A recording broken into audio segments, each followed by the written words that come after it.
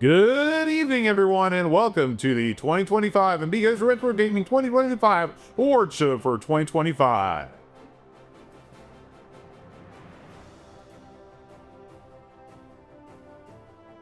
Hello, everyone. It's that time of year again. What year is it? 2025. Haven't you heard? It's your good buddy, your good pal Amigo and here with the BRENT and live in studio. It's John. Boatofcar, Shawler. Hello, everybody. What's it like to be back in town, in studio here, Boat? Slightly uncomfortable. Do you feel like you're slumming at all? No, I mean, I'm surrounded. Yeah, I noticed you're not really putting it over. Slumming is such a harsh word. Well, my God. See, it's more like community service. That's right. Tonight we have only a special event to gather these forces, the hardest of their power together to produce something. I don't know what yet, but we're going to produce something. And what we are going to produce is all of our favorites in the 2025 Year-End Awards. I looked back at every show, every game on the Amigos Retro Gaming Network over all of our shows, which includes the Amigos Everything Amiga podcast and show, our Sinclair, the Atari ST show, which is now Atari Unlimited, the CoCo Show, and ARG Presents. I may be missing 2 or 3 of the shows, but don't put them in there. Before we get busy here and get funky, I want to talk a little bit about the year 2025. And not just in the channel, but just with you. The BRENT, how was your 2025? Better than my 2024. Okay, that's pretty good. And how did you feel about your efforts this year or the overall direction of the channel? Oh, I think everything is on the up and up. That makes it sound like previous years we've been crooked. Well, it's not that we've been crooked, but we just certainly haven't been on the level. Okay, fair enough. And Bo, what about you? Listen, we've been winging it up all year. Yeah. And I can't help but think that we're just going to continue that same trajectory all the way through 2026. Man, you make one verbal slip, he's got to pound you like a nail. That's fine. 2025 was going great for me until about 2 minutes ago.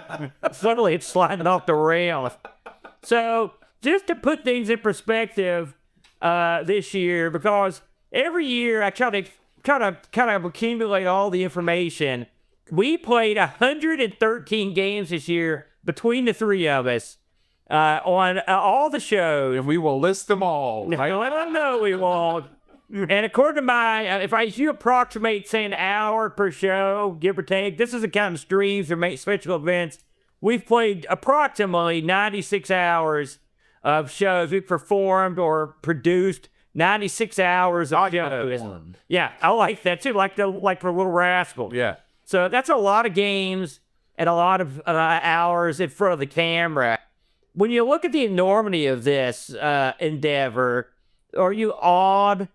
Actually, I thought 96, that's incredibly low. Or, honestly, I thought it would have been double that at least. Well, I mean, here's the way you got to look at it. How many days are in a week? Or how many...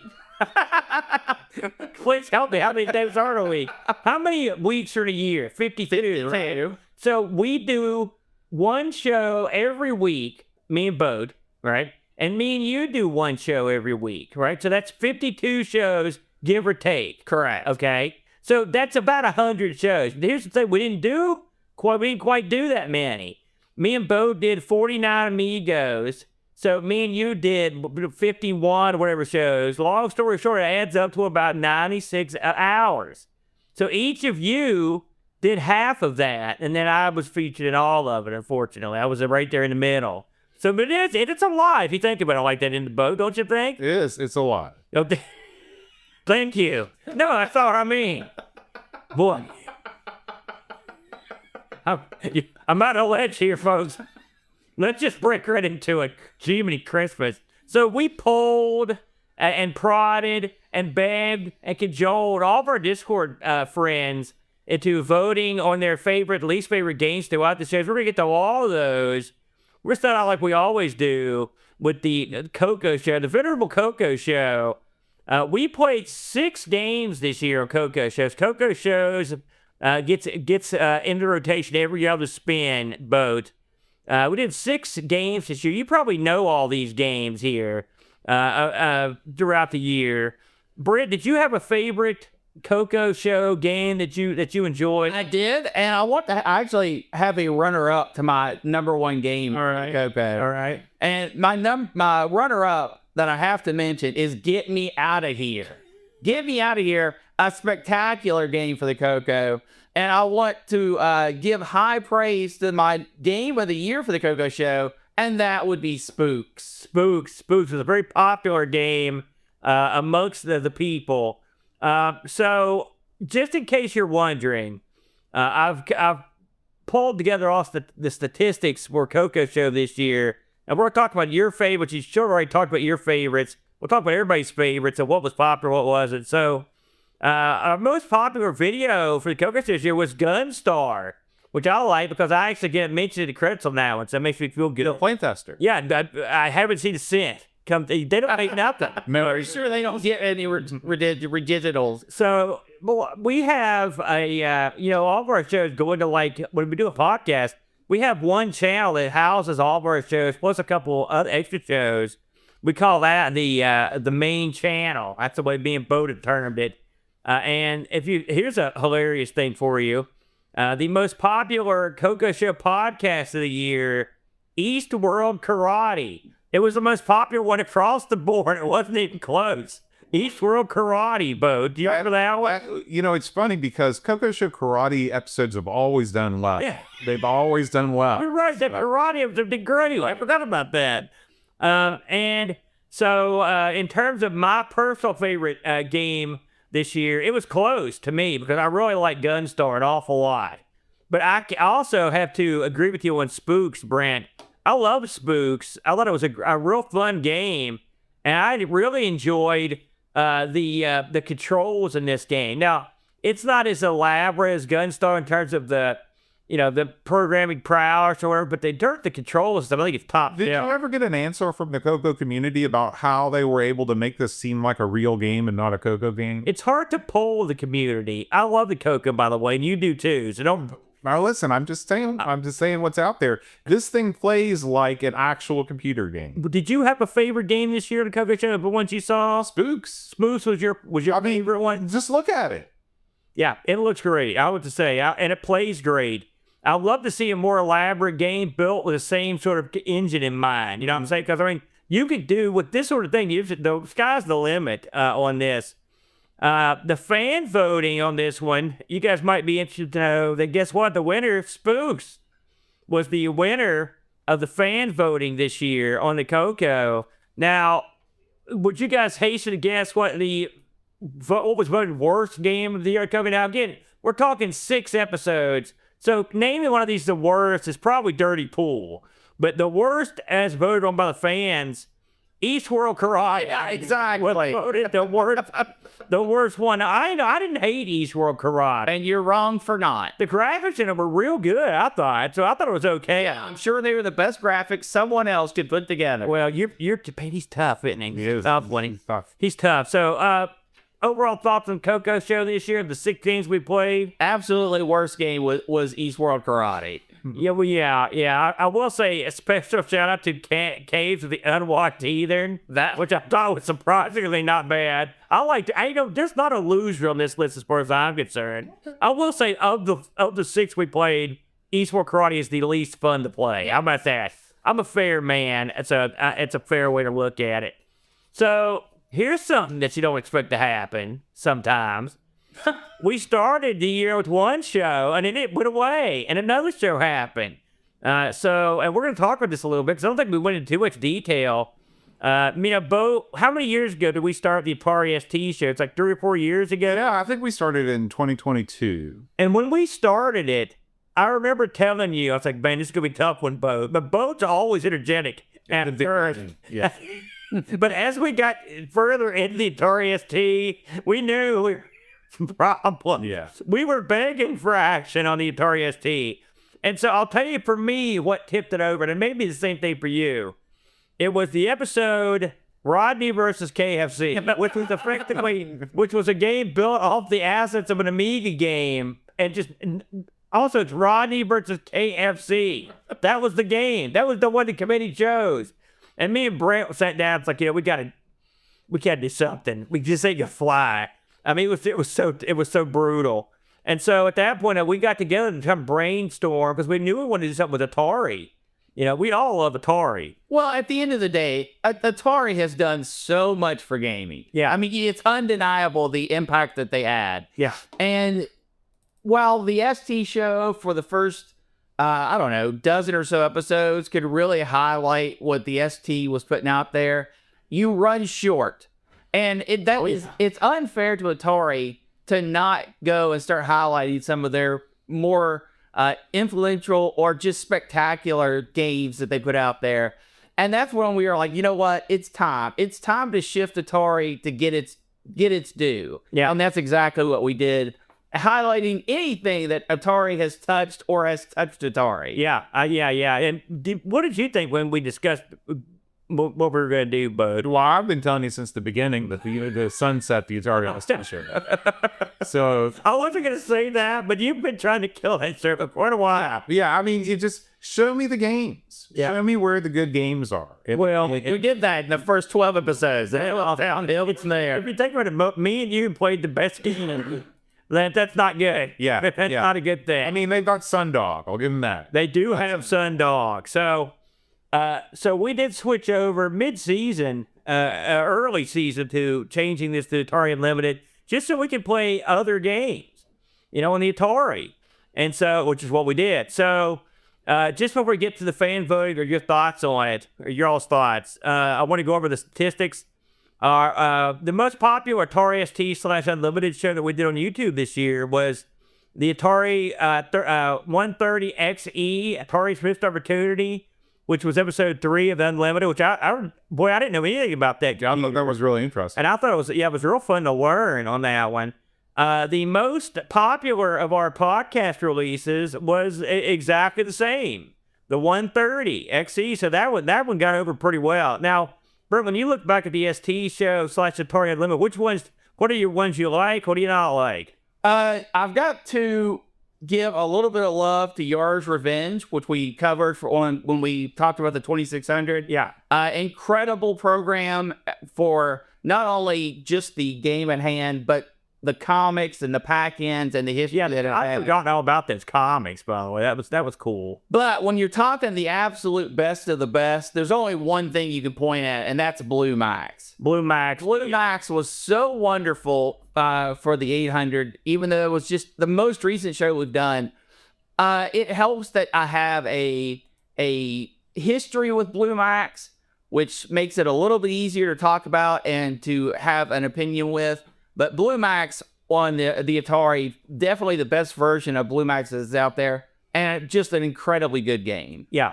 So, did you have of the ones you heard, did you have a favorite game out of the bunch? Blue Max. Blue Max for you? Well, we already did a show on Blue Max together, as you pointed out, when we had our other Atari. Well, show. when you invented the show and didn't tell me the show, I forgot about that. So I went back looking at footage. Blue Max. I also chose Blue Max as my game of the year on the Atari. I love this game. I love the story of it. I don't know if you heard that episode, but I never heard any of that stuff. I didn't even know you could win Blue Max. Yeah. I had no idea. And the fact that guy was a world-class card player that we made it. That was real fun to learn about. Bob Holland, right? The fan vote for Game of the Year, Blue Max, was the winner on that one as well. So no problems here. I also want to give a special shout out to a game that I never heard of, on a system I've had just a cup of coffee with on the links. The Gates of the Zandicon. Yeah, man, that's a cool game. The shooter, real fun game on a handheld like that. Real unusual. I really thought that was a real fun standout game. So it just happened to be in there with the king. But that would be my runner-up, I think. But we played a lot of good games once we switched over. In terms of the ST, I wasn't really keen on any of the ones that we played this year. Now, what about your worst ST or Atari Unlimited game? Rodney versus KFC absolutely has to be talked about among the worst. I mean, it basically killed the ST show. Yeah. However, I don't think that's the worst Atari Unlimited game we covered. Really? I'm going to leave that to Roadrunner on the NES. when Tengen and Atari kind of split ways, they had made games which included Roadrunner, and I did not find that very fun at all. So that was my worst thing that we covered at one Atari Unlimited. Did you ever try that on the NES? You were absolutely. Do you think that's worse than Rodney versus KFC? I did not play Rodney versus KFC. Yeah, I can good choice. Yeah. I'm gonna go with Rodney versus KFC as the game I hated the most. I hated that. I mean, that's not fair because me and Bo played some games that were just vaguely games. Yeah. There were a couple. So I mean, and me and you played some real duds too. But I would say of the ones we played this year, it was easily Rodney versus KFC, and the fan vote agreed. The worst game of the year on the Atari ST, Rodney versus KFC. So there you go. Best game. When we all agree on something, I feel like it's a solid shot right there. And that is Blue Max. A lot of people, it's funny, I got a lot of notes of people that never played Blue Max on the Atari. And something else that we found out during the episode is the guy that created Blue Max Atari, he didn't do the port and didn't like the port. Yeah, and it's easy to see why, because it looks vaguely similar, but it plays so much slower. Yeah, it's also just, it doesn't feel right. The Commodore 64 side. Oh, no, just stop. We love the Commodore 64. It's just, in this particular case, the Atari's the way to go. Moving on, as we are. So we do a show called ARG Sinclair, all about the ZX Spectrum, and so we throw in some ZX Next stuff. We didn't get into the Next as much this year as we have in previous years, but we did have a cup of coffee with a few games. The most popular episode of ARG Sinclair this year was the one titled Greatest Driving Game Ever. It's Travel Through Time Volume 1. Which was a real interesting episode. It was an interesting game. The most popular podcast on the main channel, this is a strange one, Nosferatu the Vampire. That was the most popular of the ARG Sinclair shows. Brent, what were your thoughts on the year on the Sinclair? I mean, the Sinclair, it never disappoints. Yeah, it's odd that the two games that I enjoyed the most this year on the ZX Spectrum, I wouldn't say that they're similar, but they kind of have the same graphical styling. Yeah. For runner-up, I have Old Tower. Yeah, that was a real good one. Yeah, that was real good. I agree with you on that. And my favorite game was one that we played at the very beginning of the year, Tiny Dungeon. So I thought both of those were a lot of fun, and it was something that I could really get behind. They have very similar gameplay structures to what you get from a more 8-bit console, which I know is not everyone's jam when it comes to the ZX Spectrum. Yeah. But these are modern takes that I really enjoyed, and I had a lot of fun with. Played through both of them into completion. Bo, did you have a cup of coffee with many of these? I didn't play any Spectrum this year, but I can go from having listened to every episode of ARG Sinclair that my favorite episode was the Benny Hill episode, because your love for Benny Hill and your admiration for the man shone through, and I could tell that even though Benny Hill's Back Half Chase might not have been the best game, you just enjoyed having the chance to talk about Benny Hill. If we were picking the favorite show amongst all the shows, that would be near the top, more than the top. I love that show just because I got to get my Benny Hill. I'll do you right. You know me so well, Bode. And the ones I really get into are the ones I know about. And boy, this was a great year for the again. Yeah. And this machine, my God, it's consistently the great machine that we cover. It never seems to have great original games. I'm with you. Old Tower was real good. Yeah. The demo that we played for Show Adventure was very entertaining. I really enjoyed that on the Next. I thought that was real good. I thought Travel Through Time was exceptional. It took the ZX to levels I never thought you could get to in graphics. I agree. It was incredibly good. I thought it was really, really, really good. And of course, I love Benny Hill's Backup just because I like Benny Hill. But my game of the year, Tiny Dungeons, a great game. I was close too because Old Tower's real original game. But man, I thought Tiny Dungeon was a super winner. Yeah. I mean, it had. It was a ZX Spectrum game. Yeah. Like, he took everything that makes the ZX great and used it artistically. And it means, Bo, we've talked this a lot of times, you get an aesthetic and a color a power that you can't get on any other machine, and it just works, you know. And when someone knows how to control the spectrum properly, they can make it hum and sing. They can do magic, and this I thought was a magical game. So I think we're gonna agree on that one, the Brent. So the people spoke, and the fans vote for Game of the Year, Tiny Dungeons. Wow. That's the winner. So it's a sweep for Tiny Dungeons. And these, we don't talk about these beforehand. These are all just our own personal drawn conclusions. Yeah. So that really tells you something. Yeah, I agree. And then now, worst game of the year. What was your least favorite Specky game? I definitely have to throw Mr. Wimpy in there as a runner-up. Yeah. Not because I necessarily hated it, but it did have incredible problems. I did get to learn a lot about the Wimpy franchise. That was fun. That's true. You know how I love that mode. But my hands down worst game for 2025's ZX Spectrum, Yeah. Nosferatu the Vampire. You didn't like that? I absolutely did not like that one. And I think it shows in its performance, its gameplay, its unplayability, everything about it, no good. Yes, it was not the best. But I'm gonna hammer Mr. Wimpy. I thought Mr. Wimpy, I'm not going to say no, you're wrong, because Mr. Wimpy had issues. as much as I enjoyed that episode in learning, I didn't like that game all that much, to be honest with you. Now, is it the worst of the year on other years? No. This was a particularly strong year. And so even Mr. Wimpy wasn't the worst thing I played, but I didn't like it. So what did the people say? Well, the people were dead wrong this time. Thanks a lot, the people. And this was the overwhelming favorite and the runaway for worst ZX Spectrum Game of the Year, Benny Hill's Mad Chase. So once again, the very thing I love. I was furious when I read this. Congratulations, people. I was not bold enough to say it, but I'm glad you feel that way. I thought Benny's Madcap Chase was pretty amusing, frankly. It was garbage. Well, not Bode. Can you defend this? I can't because I didn't play it. You could lie. I feel You could lie for me, Bode. So let's move into the ARG Presents. We did 18 episodes of ARG Presents this year, that's 36 games. Yes. That we went through.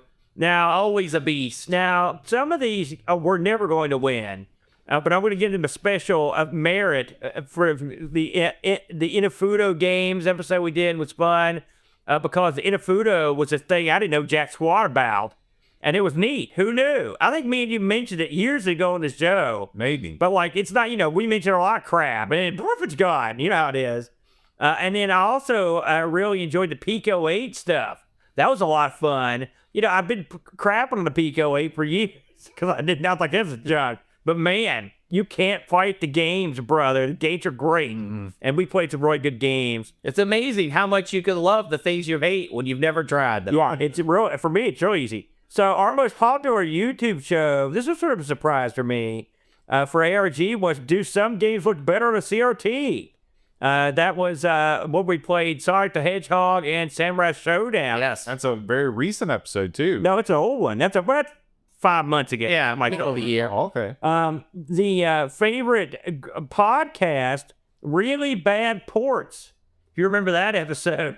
So people hear us talk about crap games. That happens sometimes. Brent, what was your favorite game you played at ARG? It's a long list of 36 games. For 36 games, I do have a bronze, silver, and gold. Okay, that's fine. And I will say that a lot of hate's going to be given to my gold, but that's just the way it is. All right. In third place, I had Weapon Lord for the Super Nintendo, a revolutionary fighting game. Used the X-Band at the time, was actually built for the X-Band. Yeah. And pushed the fighting genre forward by including some things that were just catching on at the time and made them really great. My silver medal goes to Pigments on the Pico 8. Oh, yeah, there you go. I know you were dogging on it just a second ago. Well, I wouldn't say dogging. But I thought Pigments was a ton of fun. I know the community had a lot of fun talking about strategies and showing how far they could get. and I joined them right beside that. I really enjoyed Pigments. Yeah. And my number one with a bullet, and this is one of my favorite games of all time, so it kind of had to win with it being on the show, and that's Bionic Commando on the Nintendo. That was your winner? Yes, Bionic Commando is a heck of a game, and I mean, I've loved it ever since I was a child. It has core memories within my head that I can never get away from. So, my gold medal for ARG Presents, Bionic Commando. Any thoughts on that? You were an NES guy. Yeah, I mean, it's one of the best games on the system, but that was not my favorite episode of ARG. Now, what was your favorite episode? My favorite episode of ARG was Overhyped Games, and it was all because of Brent's pick. The story, because overhyped, I mean, there's a billion overhyped games I could have chosen from, but the story of Jack the Giant Killer and all of that, how they bought the PCBs without knowing and all that stuff, such a fascinating story. So that was my favorite episode of ARG. In terms of my favorite episode, I'm probably going to go with Games of Celebrity, just because Brent's Edward Thorpe story was one of the that was pretty good. That's pretty good. But I also like the Pico 8 episode. I thought that was a lot of fun. And believe it or not, I like the PSP episode just because I have to play Boncho. I never played that before, and I thought that was a pretty fun game. For me, my favorite game of the year, I mean, I'm a homer in a lot of ways. Because, I mean, I look at my list, like if I had a top three, I think Slapfight MD is an outstanding must-play on the Genesis / Mega Drive. If you want a good shooter, and if you like Slapfight /Jock on the arcade, this improves on it. And as we've proven, and I don't remember if it's me and you that played on the ST or me and Brent, but that game stinks on every other system but the Mega Drive. No one ever got it right except the Mega Drive. So that one's on the list. I also want to give a special shout out to Chaos Reborn, which I love. That was from our most recent episode. You know, I love Chaos. I love me some Chaos. And I thought Chaos Reborn was super awesome. Boy, game of the year. I really thought about this a lot, you know, and it's funny. I'm going to go with the same game for the same reasons that the people picked it as the listeners picked it for their game of the year. And that's going to be Star Raiders on the 8-bit computer system. This is a great game, and I forgot how much I enjoyed it until we did this episode. I really sat around and played this a lot. I mean, if you think about when this came out, this has been called the killer app, for you know, and I mean, it's awful good. If you think about the kind of game it is, and given the limitations of the system and so on, this won the Discord poll for Game of the Year, and I'm gonna actually throw in with it.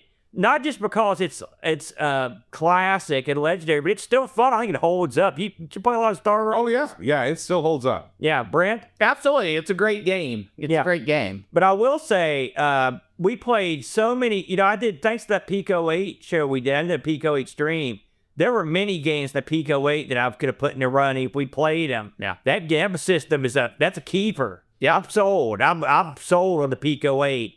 So, what about the worst thing from ARG this year, the Brent? Well, I think my number one is not controversial at all, but there might be some controversy going up the line. My third place was Circus Attractions. If you remember Circus Attractions, it was in our game within a game episode. Yeah. Where it was basically games with mini games. I think Circus Attraction could have been great. Yeah. But the execution was just so bad that it hurt my soul. Wow. You know it's bad that happens.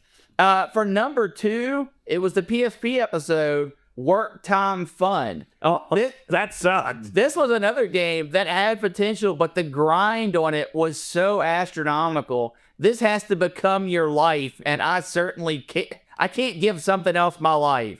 But number one with a bullet. Number one, without any question. Number one, Aaron, hard driving for the C64. Yes. When it comes to bad ports, that was number one with a bullet, and probably the worst thing I've played overall this year. We picked some bad games for the C64 over the years.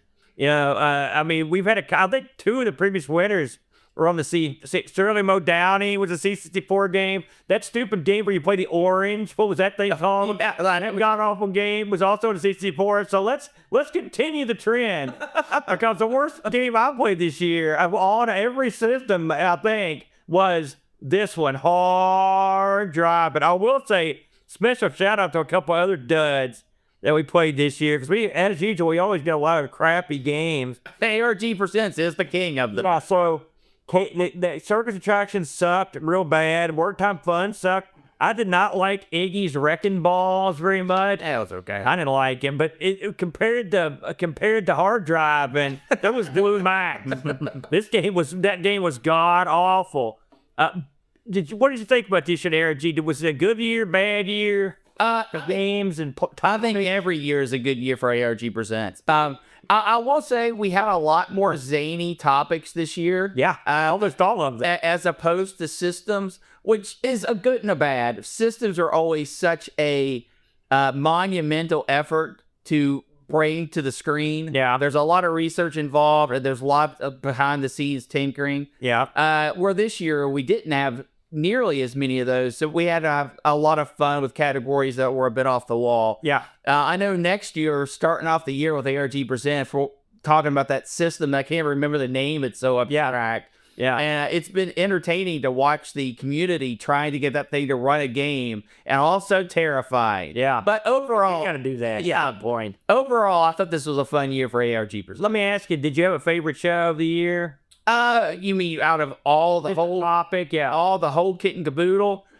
I liked celebrities in games, even though you hated my pick so much that it made you cry. It was funny. I mean, somehow you sort of pulled it off. But I mean, it was still another one of your classic Brit picks. Well, I don't know about that, but that was a fun one to do research for. I think the Pico 8 was tremendous. I had no idea it was as good as it was, and I'm glad that the people got it on the wheel, and then the wheel decided it was time to look at it. Yeah, the Pico 8 was a lot of fun. Bo, you mentioned a couple of your favorites on here. The Pico 8 was amongst my favorites that we did this year. I also liked overhyped games. I thought that was a fun episode because of the Giant Killer story. So I had a good time on ARG this year.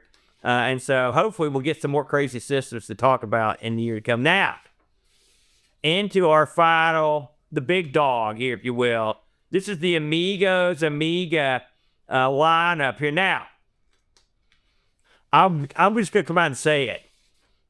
We have had better years games on the Amiga. It's funny, I watched last year's show, and you had nothing bad to say about hardly any games. Mm-hmm. This year may be a different story. Mm-hmm.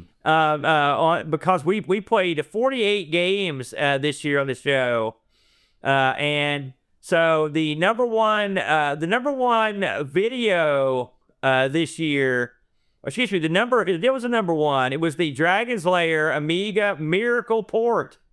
Remember that one, Boat? That was a fun one. You weren't on that show. I'm thinking. No, I wasn't. Man, Dragon's Lair, though. You know I love it. Yeah, you and Brent both. And then the most popular podcast we did this year, Lotus Esprit Turbo Challenge retrospective, which doesn't surprise me. Sort of like last year's Lemmings. Mm-hmm. Anytime you have one of the heavy hitters on the show, it's fun to do. You know, it is going to do. So what did you think about this year on the Amiga? Well, as I look through this list, you know, we did do a lot of games that you sort of did not qualify for this competition. Well, I mean, you took out all the arcade ports. You took out things that all of our second look episodes. Oh no, you can pick anything you want. I'm not making you not pick them. So I mean, like if you look at the arcade ports that we did, like Moon Patrol or Galaxian, I mean, we guessed to remove them. Charlie. Yeah, great. But if you look at the Amiga sort of exclusives, not so good this year. Not so good.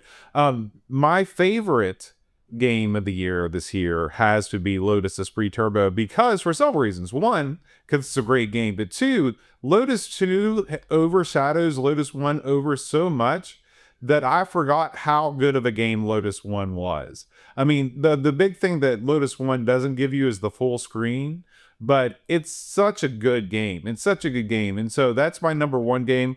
The worst game for me this year has to be Neighbors. I'm pretty sure the Neighbors is. Yeah, oh yeah. Neighbors is it's an Australian soap opera that was popular in the UK. They could have done any number of things with it. Yeah. What they did do with it was make it a racing game that's impossible to win, even if you cheat. Even if you cheat, you can't make it through the first race. So that it just doesn't get any worse for me than Neighbors. Yeah. There was those were, well, I mean, listen, I'm not going to fight you on either one of those choices. As I look down the list here, there were a few in here that surprised me that I liked more than I thought I would. By the way, when we talk about JTD's arcade ports of the Amiga, God bless that man, because we need those. We need them. And he does a great job. And not only does he port stuff over, but often he gives a little, you can go in there and edit stuff. You can go in there and, you can have Unlimited Man or whatever. It makes it a lot of fun. And it gives us the opportunity to talk about that stuff on the Amigas, and we both love it. Summer Amiga, it's like, I love doing those shows because we get to touch on a lot of arcade games.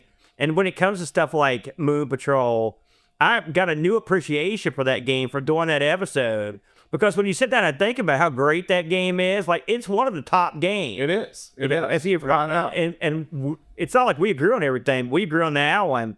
Another one I earned a little more respect for, amazingly, was Return of the Jedi. Mm-hmm. It sucked less than I thought it would. It was better. I thought it was better on the Amiga than it was in the arcade. I'm going to mention a couple high placers before I go for my game of the year. I was surprised how much I liked Wings of Death, the quirky magic shooting game that we played.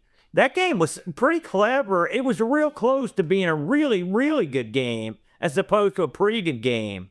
So I like that one quite a bit. Another one I want to mention was Slam Tilt Pinball. Because we gave that a cup of coffee years and years ago. But once I get into that, man, that's a pretty darn good pinball player. And with those when you can go to that higher res mode, it's a winner. I had a lot of fun playing that one this year as well, Boater.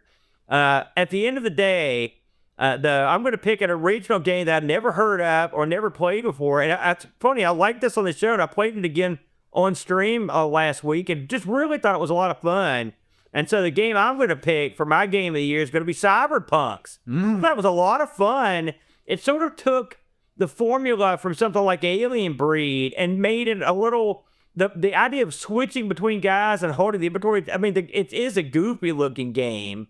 But it works. The gameplay is fun. I liked it, I appreciated it for it not going for the grimdark look of Alien Breed or that other game, Chaos Engine, something like that. Right. Or did you have any, Breed? You've got so many Amigas. Did you have a favorite of the bunch? Yeah, it was an episode I was on. Was it Dragon Slayer? No, it was not. Okay. It was Murder. No, the murder mystery game. I thought there was a lot of clever things. Yeah. That was beyond anything I'd seen on the Amiga before. Yeah. I thought Murder was a lot of fun. Yeah, it was definitely different. I do want to touch on Lotus Spree real quick because I had the exact same feeling as you did, Bo, on this thing. Because when this is another one. Everyone just is like, play the second one. And I'm like, okay, because it's good. But the first one, that does a lot of stuff right. And we talked about it, it's basically the second one, they just stretched the first one. That's what it looks like. They just stretched it over the bottom part, and that's the game. It's a shame that they didn't, that you couldn't carry.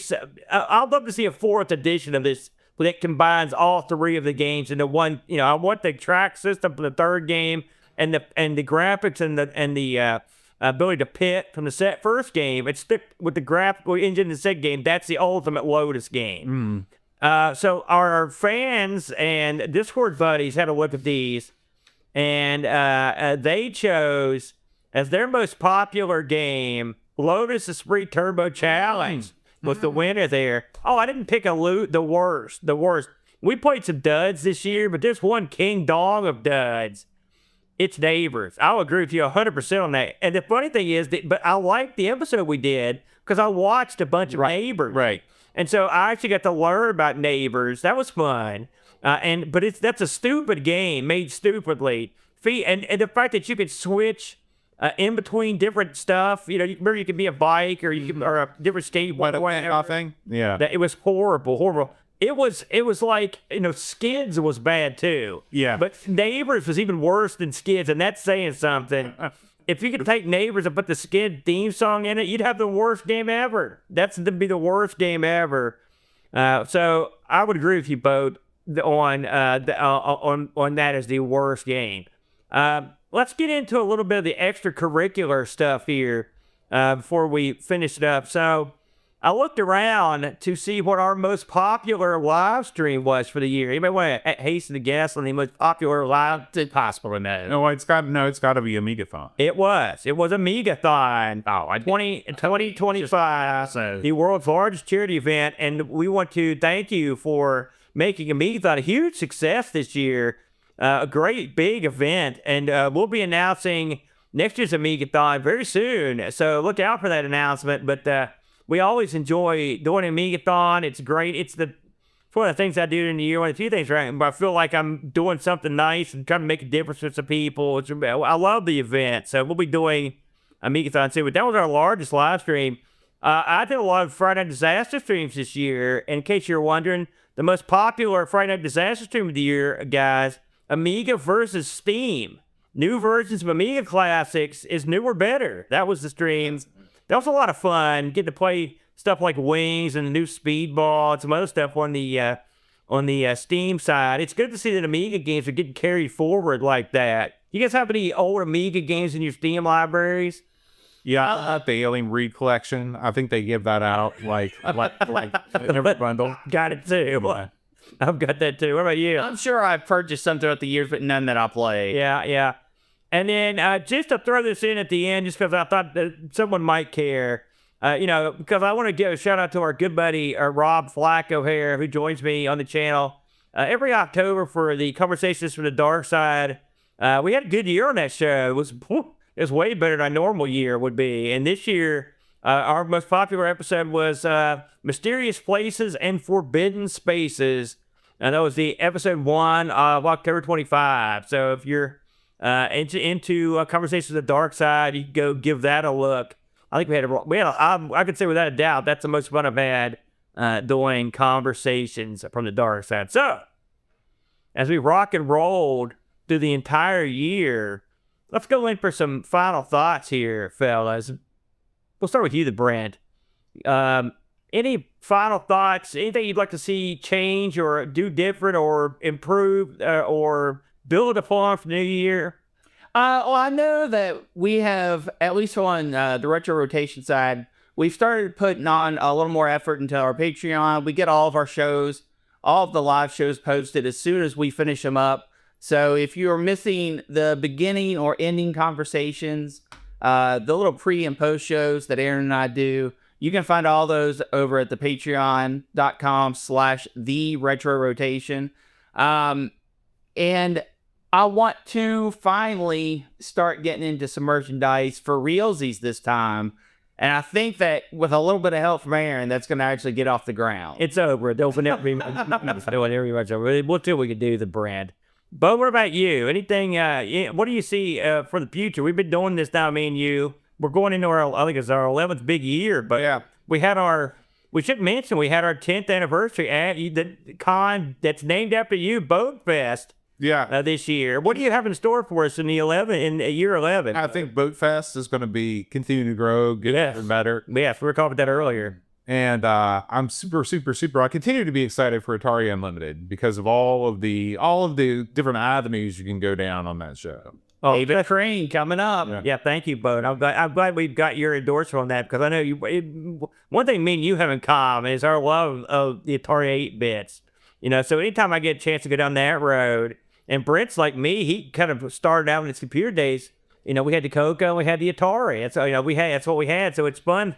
This, for me, this is sort of that itch that I never really get to scratch with the Amiga, because I had the Amiga, after high school. So it was, I had that as an adult. So it's fun to get in to these different systems and play around. We do, since we mentioned it, Boat Fest is coming up in July. We're going to have a lot of fun with that. I'm looking forward to that this year. I'm looking forward to Amigathon. And I'm looking forward to another set of ICCs. I'm going to try to crank a couple up this year. Yeah. I copped out on this one in the fall. but I'm sure I'll try to get one cooking in early spring. I think that's all we got, gentlemen. So I think we'll just leave it there, everybody. Thanks for hanging out with us, supporting us for another year. We should thank all of our supporters, fellas. Yeah. All the people that support us on Patreon. We love you guys. Thank you so much. Your support means a lot to us. I want to shout out everyone that supports us on Twitch. And we appreciate you guys coming in. And even if you're just someone who just checks us out every year and checks out some of our shows, we appreciate your attention. Maybe share the word, whatever you do.